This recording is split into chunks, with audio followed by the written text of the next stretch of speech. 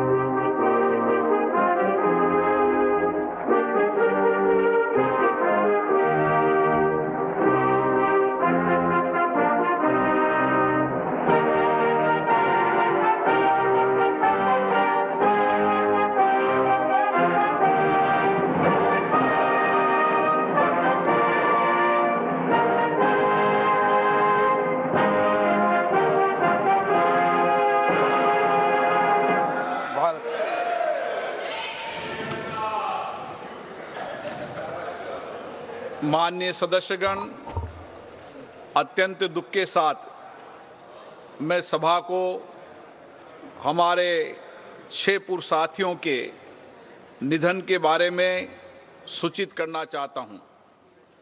श्री ताराचंद शिवाजी पटेल मध्य प्रदेश के खरगोन संसदीय निर्वाचन क्षेत्र से 13वीं लोकसभा के सदस्य थे। श्री कृषि समिति कार्य किया।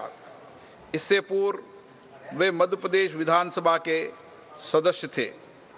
श्री ताराचंद शिवाजी पटेल का निधन 18 सितंबर 2023 को 81 वर्ष की आयु में खरगोन मध्य प्रदेश में हुआ। श्री विजय कुमार यादव बिहार के नालंदा संसदीय निर्वाचन क्षेत्र से 7वीं, 8वीं और 10वीं लोकसभा के सदस्य थे। श्री यादव ने अनुसूचित जातियों तथा अनुसूचित जनजातियों के कल्याण संबंधी समिति, अधीनस्थ विधान संबंधी समिति तथा विशेषाधिकार संबंधी समिति के सदस्य रूप में कार्य किया। उन्होंने बिहार विधानसभा के सदस्य के रूप में भी कार्य किया। श्री विजय कुमार यादव का निधन 23 सितंबर 2023 को 94 वर्ष की आयु में नालंदा, बिहार में हुआ। In Gujarat, Sri Mehta rendered his invaluable service to society in various capacities, including as Principal of Arts and Commerce College, Wankaner, President of Wankaner Municipality, and as Managing Director of Rajkot. तो आज संसद के शीतकालीन सत्र की शुरुआत हो रही है और सदन की कार्यवाही शुरू होने से पहले जैसा कि परंपरा है कि जो सदन के सदस्य रहे हैं, निधन के बाद उनको सबसे पहले श्रद्धांजलि दी जाती है। लोकसभा में आप देखिए स्पीकर महोदय अपने उन 6 साथियों को याद कर रहे हैं, उनको श्रद्धांजलि दे रहे हैं जिनका निधन हो गया था।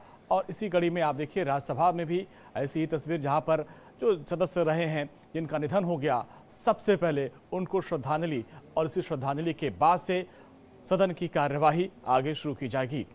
और लेकिन उसके पहले प्रधानमंत्री मोदी जब अंदर आ रहे थे सदन के, उन्होंने कई बड़ी बात कही और उन्होंने विपक्ष से निवेदन भी किया कि अभी जो 4 राज्यों में चुनाव हुए उसके नतीजे काफ़ी उत्साहवर्धक थे, लेकिन हार का जो गुस्सा है वो सदन में लेके न आए और जिसके वजह से जनता का नुकसान होगा और यहाँ पर सभी मुद्दों पर सार्थक चर्चा की जाएगी। और विपक्ष की तरफ से सरकार को घेरने के लिए कई मुद्दों पर तैयारियां कर ली गई हैं। इसके पहले मल्लिकार्जुन खड़गे ने एक बैठक की थी और उसमें सरकार को घेरने के लिए सारी तैयारियां की गई थी। और इन सब के बीच बड़ी खबर, संसद सत्र से पहले प्रधानमंत्री मोदी ने कहा कि ठंड की गति धीमी है लेकिन राजनीतिक सरगर्मियां तेज हो गई हैं। विपक्ष हार का गुस्सा न निकाले, प्रधानमंत्री मोदी ने कहा। और यह भी कहा कि विपक्ष अपनी हार से सीखे। विपक्ष 9 साल से नकारात्मकता की राजनीति कर रहा है, उसको छोड़े। और इसके बाद आप देखिए सदन की कार्यवाही शुरू होने से पहले तमाम जो सदस्यगण हैं जब वो पहुंचे वहां पर किस तरीके की तस्वीरें सामने आई। और ये देखिए राष्ट्रीय अध्यक्ष जेपी नड्डा और तमाम जो बीजेपी के सांसद और मंत्री वो वहां पर पहुंचे। इसके बाद सदन के अंदर प्रधानमंत्री मोदी की जबरदस्त तरीके से स्वागत किया गया। लेकिन सत्र में जाने से पहले प्रधानमंत्री मोदी ने क्या कुछ कहा, वो आप सुनिए। 4 राज्यों के चुनाव नतीजे आए हैं। बहुत ही उत्साहवर्धक परिणाम है। ये उनके लिए उत्साहवर्धक है जो देश के सामान्य मानवी के कल्याण के लिए कमिटेड है कि आइए सकारात्मक विचार लेकर के आइए। अगर हम 10 कदम चलते तो आप 12 कदम करके फैसला लेकर के आइए। हर किसी का भविष्य उज्जवल है, निराश होने की जरूरत नहीं है, लेकिन कृपा करके बाहर के पराजय का गुस्सा सदन में मत उतारना। हताशा निराशा होगी, आपके साथियों को आपका दम दिखाने के लिए कुछ न कुछ करना भी पड़ेगा, लेकिन कम से कम लोकतंत्र के इस मंदिर को वो मंच मत बनाइए। और अभी भी मैं कहता हूं, मैं मेरे लंबे अनुभव के आधार पर कहता हूं कि थोड़ा सा अपना रुख बदलिए, विरोध के विरोध का तरीका छोड़िए, देश हित में सकारात्मक चीजों का साथ दीजिए। मैं लगातार सत्र के प्रारंभ में विपक्ष के साथियों के साथ हमारा विचार विमर्श होता है।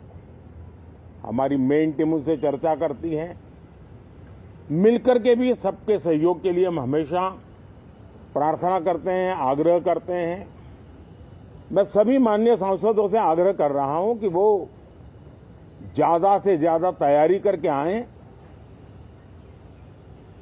सदन में जो भी बिल रखे जाए उस पर गहन चर्चा हो, उत्तम से उत्तम सुझाव आए और उन सुझावों के द्वारा, क्योंकि जब एक सांसद सुझाव देता है तो जमीनी अनुभव का उसमें बहुत ही उत्तम तत्व होता है, लेकिन अगर चर्चा ही नहीं होती है तो देश उससे मिस करता है उन चीजों को।